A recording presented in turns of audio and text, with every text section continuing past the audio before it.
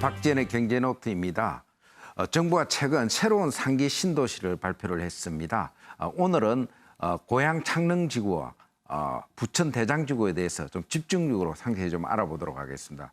그리고 최근 강남의 재건축 아파트를 중심으로 약간 호가가 높게 거래되는 일부 반등 조짐이나 그런 조짐을 보이고 있는데 이에 대해서도 좀 알아보도록 하겠습니다.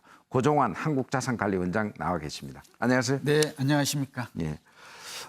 드디어 이제 마지막 그 상기 신도시를 발표를 했는데 그 고향 창릉하고 부천 대장지구는 구체적인 입지가 어디고 또 어느 정도 물량이 공급이 됩니까? 그게? 그렇죠. 우선 이제 정부가 이제 30만 가구를 이제 앞으로 총 공급을 하겠다. 이제 신도시화와 이제 택지 공급을 통해서 하기도 발표를 했었죠. 네. 이제 마지막 퍼즐이 이제 맞춰진 게 이제 그 고향 창릉과 부천 대장지구라고 볼 수 있고요. 우선 입지를 살펴보면 뭐 이름에서 알 수 있듯이 이제 고양시에 일산 가기 전이죠. 서울시와 1km 이내에 창릉지구가 있습니다. 창릉, 화전동, 용두동 조금 일반인들은 생소해 하시더라고요. 그러나 이제 여기 그 고양시청이 들어있는 화정동 이런 부근이라고 생각하시면 될 것 같아요. 그다음에 이제 부천 대장지구는 중동 신도시 우리 부천에 생각이 나죠. 여기에 이제 그다음에 김포공항, 서울과 약 1km 이내. 그러니까 서울과 경계선에서는 몹시 가깝습니다. 그리고 그런 입지적 조건이 있고 고향 창릉에서는 약 3만 8천 가구 정도, 부천 대장지구는 5만 8천 가구, 꽤 많은 물량이 나오죠. 그러니까 이 남양주 왕숙 이런 데 또 인천 계양에 이어서 여기서 대규모 신도시가 공급된다. 이렇게 이해하시면 좋을 것 같습니다. 그리고 또 뭐 역시 관심이 이제 교통 대책하고 자족 기능 계획은 좀 제대로 갖춰진 거라 볼 수 있나요? 그렇죠. 이번 정부가 이제 김행미 국토부 장관도 계속해서 강조한 게 교통 대책이었죠. 네, 자족 기능. 왜냐하면 1, 2기 신도시가 이제 뭐 다 실패한 것은 아닙니다만 교통 대책, 위례 신도시마저도 지금 10년째가 됐는데도 이게 위례 신사선 이런 것들이 트램이 되어 있지를 않아요. 이건 정부도 좀 반성을 했으면 좋겠어요. 지금 정부가 아니지만 과거 정부가 결국 거짓말한 셈이거든요. 두 번째는 베드타운만 되어가지고는 좀 어렵지 않는가. 이제 그렇게 되면 결국은 자족도시, 자족 기능, 그러니까 산업단지라든지 이런 뭐 테크노밸리와 같은 이런 시설을 많이 갖추어야 되지 않느냐는 건데 일단 정부의 발표 내용만 놓고 보면 이런 자족 용지 비율이 몹시 높아요. 그런 걸 보면 일단 계획은 교통대책, 자족 기능 계획은 잘 수립돼 있다. 다만 실천이 언제 얼마만큼 이루어질 것인가 이거는 좀 미지수입니다. 그리고 이제 고향 창릉 그 신도시 발표하고 나서 굉장히 좀 시끄럽지 않습니까? 근데 어쨌든 창릉에 이제 인근에 있는 삼성이나 원흥이나 하정 지역은 뭐 집값이 지금 굉장히 수천만 원씩 오르는 반면에 일산, 뭐 파주, 뭐 어디 인천의 금탄 지역 집값은 금단인 거예요. 이게 많이 하락하고 있다는데.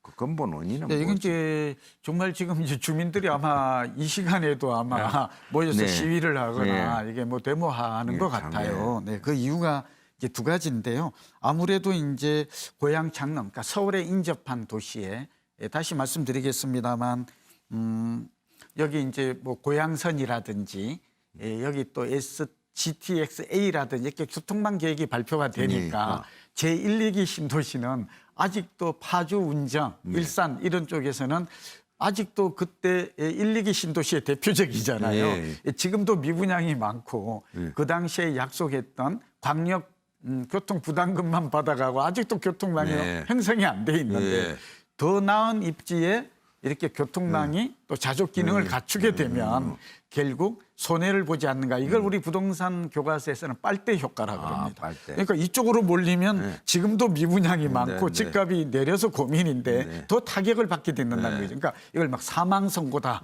막 지옥으로 바뀐다 이런 이유가 하나 있는 것 같고요. 또 그다음에 금단도 마찬가지예요. 금단 지구에 실제로 최근에 분양되고 있는 것들을 보면 계속 청약 미달이 일어나는 거거든요. 그런 것들이 이제 계양이라든지 이렇게 부천의 신도시가 들어서게 되면 더 소외되는 게 아닌가, 왕따를 당하는 게 아닌가, 그런 면에서 주민들은 나름 그런 면을 걱정하고 있는 것 같습니다.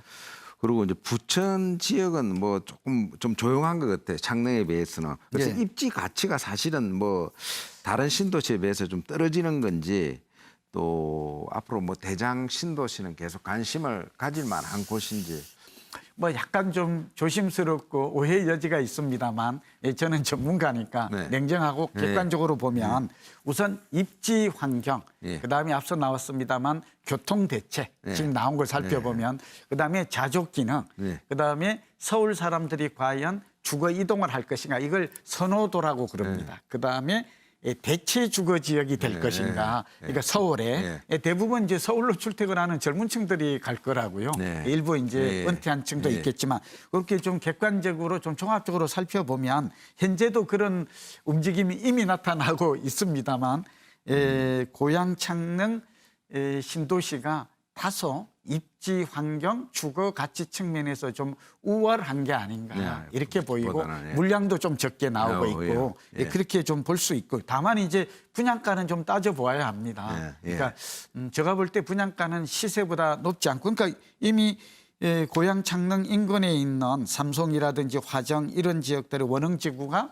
집값이 전문님 말씀대로 한 5천만 원씩 이렇게 뛰는 걸 보면 이런 분위기가 5천만 이미 원까지 한 됐어요. 5천만 원 이상 뛰는 걸 보면 이미 이 주민들도 이런 것들을 인식하고 또 내 집 마련의 선점 효과죠. 그러니까 신도시까지 기다릴 게 왜냐하면 신도시의 분양은 첫 사업이 빨라야 2021년, 2022년경이 되거든요. 네. 그러니까 내 집 마련하려는 입장에서 보면 그때까지 기다릴 수 없다. 네. 이제 어차피 앞으로 여기 여러 가지 교통이라든지 기반 시설이 좋아진다면 미리 사자는 사람이 몰린 거거든요. 네. 그런데 부천은 비교적 조용한데 중동 지역만, 중동 신도시만 약간 움직임이 있어요. 네. 그렇게 많이 움직이죠. 오정동 또 원정동 이런 지역들이 약간 움직인다는 거거든요. 네. 이걸 보면 저는 고양 창릉이 부천 대장보다는 주거의 선호도 또 이런 인기가 다소 좀 높지 않을까 그렇게 조심스럽게 예측합니다. 네. 그리고 하나 뭐 아까 일산 이런 쪽은 상당히 불만이 많은데 어쨌든 추가로 뭐 정부에서도 뭐 대책이 좀 있긴 있겠죠. 교통이나. 그러니까 김현미 국토부 장관의 그 지역구가 일산 서구예요. 네. 그러니까 이제 굉장히 좀 황당하죠. 네. 사실은 선물을 줄 거라고 준 것 같아요. 네. 신도시가 되면 대부분 교통망도 좋아지고 여기에 많은 뭐 산업단지나 일자리도 늘어나고 편리해지니까 집값에는 플러스 요인으로 될 것으로 이렇게 보았을 가능성이 많은데 사실 저는 일산 지역은 과거에 판교 신도시가 들어선 이후에 분당이 약간 타격을 받아요. 오래된 낡은 도시라는 것 때문에. 그다음에 판교는 테크노밸리 때문에 자족 기능을 갖춘 측면이 있잖아요. 여기 또 뭐 신세계 그룹이나 삼성 그룹이 또 사옥도 또 이동을 했지 않습니까? 이런 효과도 있는데 저는 일산은 그렇게 큰 그 마이너스 뭐 타격을 입지는 않을 거라고 봅니다. 그러나 이제 주민 입장에서는 공급이 늘어나고 지금도 그렇게 집값이 오는 이런 불만. 저는 오히려 파주 같은 데가 타격이 좀 있을 거다. 조금 더 크지 않을까. 그리고 정부도 이걸 의식해서인지 아무래도 GTX A라든지 3호선 이런 것들을 좀 서두를 가능성이 있어서 좀 저는 좀 그쪽에, 지켜봐야 될 필요가 있다고 봅니다. 네. 그리고 최근에 그 유축되던 이제 강남 재건축 아파트가 좀 이상하게 뭐 호가가 좀 오르고 그렇죠. 그러던데. 이상 역시, 현상이 나타나죠. 이게 뭐 상기 이제 신도시가 강남을 대체할 만큼 좀 매력적인 데가 아니다. 뭐 좀 미흡하다 그런 것 때문에 그런 건가요? 왜 그렇게 그렇죠. 최근에 그렇게 좀 이게 참 전무님 날카로운 질문이신데 최근에 저도 이제 가장 많이 언론으로 듣는 질문이 이건데 최근에 잠실주공 5단지 또 음마 아파트 대치 이곳들이 음마 31평 76제곱미터가 9.13 대책 이후에 상당히 급락을 했거든요. 19억에 작년 9월 10월에 고점을 찍고 이게 15억 정도로 약 20%가량 떨어졌어요. 이게 다시 2억 원이 반등을 해서 17억 원이 거래가 되는 겁니다. 많이는 되지 않아도. 잠실주공 5단지도 20억 같은 34평형이 이것도 한 16억 떨어졌다가 다시 18억. 최근에는 20억 가까이 한두 개 거래됐다. 이런 얘기가 나와요. 저희 정고점에 다시 이르렀다. 이러다 보니까 다시 강남 재건축이 되어오르는 것 아닌가. 반등이 아니라 이제 바닥 찍고 오히려 이제 상승으로 전환하는 게 아닌가 하는 전문가의 목소리도 나와요. 기조적으로 변화가 있다. 근데 저는 이 생각에 동의하기 어렵습니다. 오늘 굉장히 이 얘기 중요한데요. 왜냐하면 이렇게 되는 이유는 이유가 있어요. 그게 세 가지예요. 하나는 이 이 상기 신도시에 대한 기대감이 굉장히 높았거든요. 네. 정부가 공급 확대를 통해서 실제로 서울과 수도권의 집값과 전셋값이 지속 상승했던 지난 5, 6년의 배경에는 공급 부족이 자리 잡고 있죠. 네. 그러니까 이제 새로운 신도시, 새 주택이 나온다고 하니까 그만큼 기대감이 많았는데 막상 뚜껑을 열고 나니까 가장 실망스러운 게 광화문과 용산과 특히 강남을 대체할 만한 주거지가 쏙 빠진 거예요. 네. 말하자면 과천지구에 7,000호 정도를 공급하겠다는 걸 빼고는 눈에 띄는 게 없는 겁니다. 네. 이게 이제 실망감이 결국은 강남을 대체할 만한 대체 주거지가 없다. 이렇게 되다 보니까 이 불안감을 느낀 사람들이 역시 강남밖에 없다. 네. 또 앞으로 새 아파트를 받는 방법은 재건축, 재개발, 이런 인식이 좀 확산되어 있고요. 두 번째는 금리 인하에 대한 기대감이 좀 나오고 있어요. 이제 금리가 올라서 유동성 이랬다가 이제 또 하나가 리디노미네이션, 화폐 계획이죠. 일대 전에. 이런 것들이 복합적으로 작용하면서 거래가 약간 증가했지만 예년의 거래량은 따라가질 못해 한 40% 이상 감소한 상황에서 좀 성급한 사람들이 샀다. 네. 예, 그리고 저는 결론입니다. 우리 박재현의 경제노트에서 제가 여러 번 얘기했지만 부동산 경기는 두 가지가 있습니다. 하나는 선행 지표가 있고요. 거래량이 회복되지 않으면 두 번째는 땅값이 올라야 집값이 오르는데 네. 이제 계속 오르기 어려울 수 있고요. 이제 정책이나 실물 경기나 우리가 이제 금리라든지 모든 변화를 보면 상승 요인은 많지 않습니다. 저는 안정될 것으로 한 2, 3년 정도는 집값이 안정됐다. 다만 2021년에 재건축, 재개발이 이렇게 억제만 된다면 서울에 보니까 입주 물량이 급격하게 줄어들어서 2021년경에 본격적인 반등이 말하자면 전세가 1년에 한 2년 후에는 이 부분은 어떻게 서울시와 정부가 나름대로 대책이 필요하지 않을까 보고 있습니다. 네. 그 마지막으로 뭐 그동안 좀 상기 신도시에 대한 평가를 좀 하셨는데 정말 성공할 수 있는 겁니까? 한 50점은 안 되죠, 지금. 네, 저는 상기 신도시의 성공 가능성은 절반으로 봅니다. 예. 솔직히. 예. 왜냐하면 1, 2기 신도시, 2기 신도시도 절반의 성공에 그쳤고요. 예. 두 번째는 그러나 긍정적으로 본다면 수도권의 공급 확대 정책이 필요한 건 맞습니다. 네. 왜냐하면 우리가 주택 보급률 지표도 105가 적정한데 103, 그리고 수도권 같은 데는 98.6, 서울은 96.3에 불과한 거거든요. 그러면 적어도 가구 분할이 인구도 완만하게 증가하고 가구 분할이 일어나기 때문에 중소형 새 아파트를 꾸준히 공급할 필요성, 이 부분에서는 긍정적입니다. 그러나 강남과 광화문이나 이렇게 직주 근접하는 이런 곳에 좀 매력적인 신도시가 적다라는 점은 좀 한계가 있을 것 같고요. 꿀팁을 드리면 다만 우리 젊은 직장인들은 전세 사는 것보다는 2030년에서 40년까지는 수도권은 성장하고 있어서